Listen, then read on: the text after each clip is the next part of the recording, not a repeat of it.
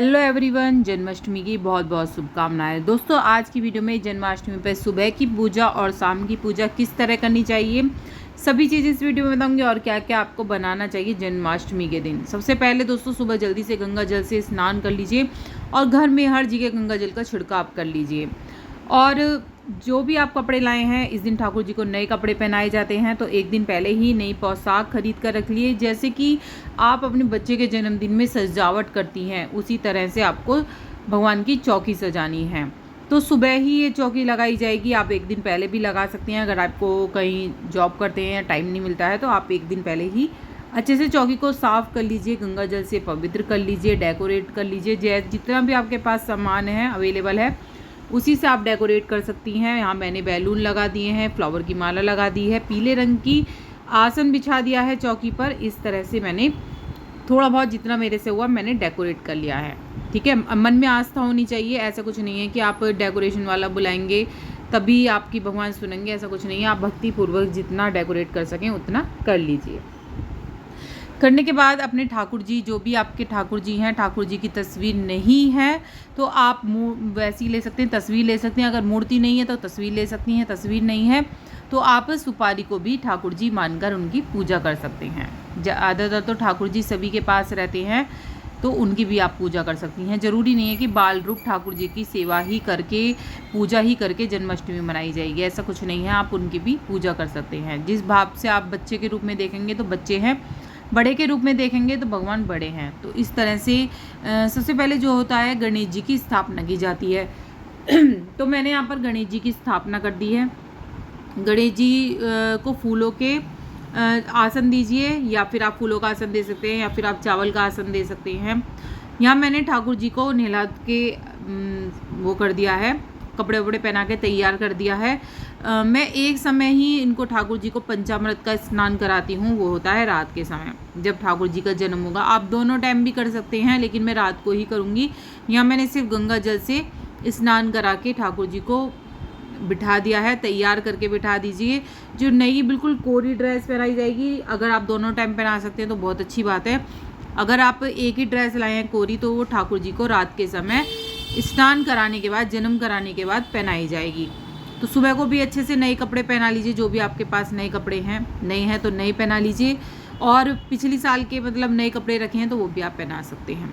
ठाकुर इस दिन मोर का पंख और बांसुरी लाना घर में बेहद शुभ होता है, तो कम से कम एक मोर का पंख जरूर खरीदीजिएगा और वो ठाकुर जी को अर्पित करना है। सुबह के समय देखो मैंने यहाँ ड्रेस खरीद ली हैं, तरह तरह की ड्रेस खरीदी है। मेरे पास दो ठाकुर जी हैं, छोटे ठाकुर जी और बड़े ठाकुर जी। उन दोनों के लिए ड्रेस खरीद ली है, मुकुट खरीद लिया है, यहाँ पर मैंने माला खरीद ली है।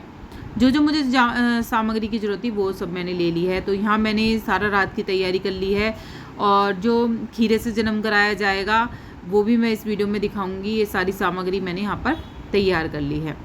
तो अब हमने ठाकुर जी को भोग में बर्फ़ी अर्पित कर दी है। सफ़ेद चीज़ों का बेहद महत्व बताया गया है, तो जो भी आप भोग लगाएं तो वो ठाकुर जी को आपको तुलसी दल डालकर ही भोग लगाना है, नहीं तो ठाकुर जी स्वीकार नहीं करते हैं। तो जो माखन मिश्री का भोग है वो भी सुबह को ही लगेगा। माखन मिश्री सुबह को ही अर्पित करें। भूखा नहीं रहने देना है कि जन्म है तो अच्छे से सुबह को खिला दीजिए, क्योंकि रात के समय स्नान कराया जाएगा तो अच्छे से पेट भरकर आपको खिलाना है। फिर हम ठाकुर जी को हम बताएंगे इस वीडियो में कि किस तरह से आपको जन्म के लिए लिटा देना है। तो यहाँ मैंने अच्छे से फल भी खिला दिए हैं, और जो भी मैंने चीज़ें बनाई हैं वो खिला दी हैं।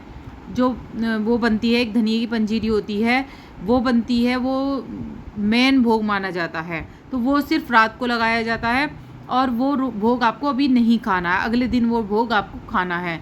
इस तरह से जो धनिया की पंजीरी बनती है वो करा जाता है। अब हमने सुबह की पूजा कर ली है, ठाकुर जी को अच्छे से हमने खिला पिला दिया है, पेट भर के सभी चीज़ें हमने खिला दी हैं। एक प्लेट ले लीजिए, उसमें इस तरह से फूल सजा लीजिए। फूल सजाने के बाद तुलसी दल डाल दीजिए, और फिर जो ठाकुर जी हैं हमारे, उनका मुकुट वगैरह हटा दीजिए, क्योंकि हम अब ठाकुर जी को लिटाएंगे और रात के समय जो है हमें उनका वो कराना है, जन्म। तो इस तरह से आप कपड़े वगैरह उतार के और ठाकुर जी को फूलों की सेज पर, या फिर आप टोकरी ले सकते हैं जैसे मैंने प्लेट ली है, या फिर आप इसी तरह से लिटा सकते हैं। तो उन्हें अच्छे से ढक दीजिए, पूरा ढक दीजिए फूलों से, जो वो दिखे ना। तो इस तरह से अब मैंने फूलों से ढक दिया है। उसके बाद मैं किसी कपड़े को, पतला कपड़ा ले लीजिए जो गर्मी भी ना लगे, या फिर आपके पास कोई चादर है उससे उड़ाकर रख दीजिए।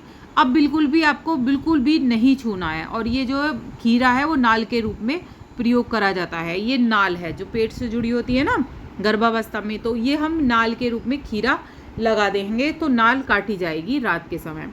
तो किस तरह से काटी जाएगी वो भी इसमें बता रही हूँ। अब हमने लिटा दिया, बिल्कुल भी छूना नहीं है पूरे दिन, आपको बस ऐसे ही रहने देना, ना ही कोई वो करना है, हिलाना डुलाना है। अब हमने जैसे थाली बजाई, थाली बजानी है रात के समय 12 बजे जैसे जन्म हो जाए, थाली बजाइए, फिर घंटी बजाइए, फिर प्यार के भाव से आपको उठाना है।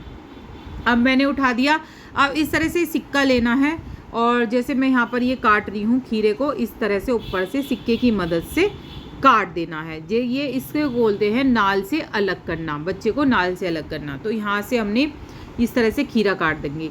अब ये जो खीरे की जो डंठल है वो तो हम, जैसे नाल है, नाल कहला गई, तो उसको हम किसी मिट्टी के अंदर या किसी पौधे के अंदर गाड़ देंगे। और ये जो खीरा बचा है बड़ा वाला, इसको हम प्रसाद रूप में खा लेंगे, सभी प्रसाद रूप में खा लेंगे। और ये जो नाल का जो टुकड़ा है इसे हम किसी मिट्टी में गाड़ देंगे। अब हमारे कृष्ण जी का जन्म हो गया है। अब हम इनको स्नान कराएंगे पंचामृत से। जैसे मैंने बताया कि रात में स्नान कराऊंगी, इसी तरह से पंचामृत से स्नान कराएंगे। तो पंचामृत में पहले दूध से, फिर दही से, फिर शहद से, फिर घी से, फिर गंगा जल से, इस तरह से आपको स्नान कराना। सभी चीज़ों से स्नान कराने के बाद फिर सादा जल से स्नान कराना है। सादा जल से स्नान कराने के बाद आपको इनको कपड़े पहनाना है। जो भी आप नए कपड़े लाई हैं उन नए कपड़ों को आपको पहना देना है। देखिए मैं बारी बारी सभी से स्नान करा रही हूँ और घर के सभी सदस्यों को स्नान कराना है। ऐसा नहीं है कि बस एक जना ही स्नान कराएगा, सभी सदस्यों को थोड़ा थोड़ा जल से स्नान करा देना। अच्छे से पूछ लीजिएगा प्रतिमा को, कपड़ा या तौलिया लेके अपना जो ठाकुर जी का है उसको अच्छे से पूछ कर जब इन्हें कपड़े पहनाने हैं, जो भी आप नए कपड़े लाई हैं उनका अच्छा से श्रृंगार कर दीजिए। श्रृंगार करने के बाद आपको थोड़ी देर उन्हें बिठा दीजिए। उसके बाद इन्हें झूला झुलाया जाएगा और गाने गाते हुए अच्छे से झूला झुलाना है आपको। झूला झुलाने के बाद जो ठाकुर जी का जो भोग बनाया है रात के समय, धनिए की पंजीरी है और जो आपने खाना बनाया है वो आपको समर्पित करना है। सभी चीज़ें समर्पित करनी है और बारी बारी से झूला झुलाना है। इसके बाद नज़र उतारी जाती है ठाकुर जी की। कोई भी आप 11 रुपये 21 रुपये इनसे नज़र उतार सकते हैं। और काजल लगाया जाता है, काजल लगाइए। और उसके बाद दोस्तों अगले 6 दिन बाद छठी मनाई जाएगी। 5 दिन बाद या 6 दिन बाद छठी मनाई जाती है। उसकी वीडियो मैं डालूंगी किस तरह से छठी मनाई जाएगी, वो ज़रूर देखिएगा वीडियो कि ठाकुर जी की छठी किस तरह से। जब आप कहते हैं कि जिस दिन मतलब जो जन्माष्टमी मनाते हैं उनको छठी ज़रूर मनानी चाहिए। कुछ लोग नहीं मनाते लेकिन मनानी चाहिए। उसके बाद नारियल समर्पित कीजिए। नारियल मैंने यहाँ समर्पित किया है और माखन मिश्री का भोग लगाइए। मैंने सभी चीज़ें बताई, सभी चीज़ों का भोग लगाना जो जो आपके घर में बनी है। खीर भोग लगाइए, अगर खीर बनाइए, दूध से बनी मिठाइयों का बेहद महत्व बताया गया है। दक्षिणा मैंने यहाँ चढ़ा दी है, दक्षिणा चढ़ाइए, फूल चढ़ाइए, सभी चीज़ें समर्पित करनी है हमें ठाकुर जी की। अंत में जब सोने चले तो इनको सुला कर ही जाएं, कपड़े हल्के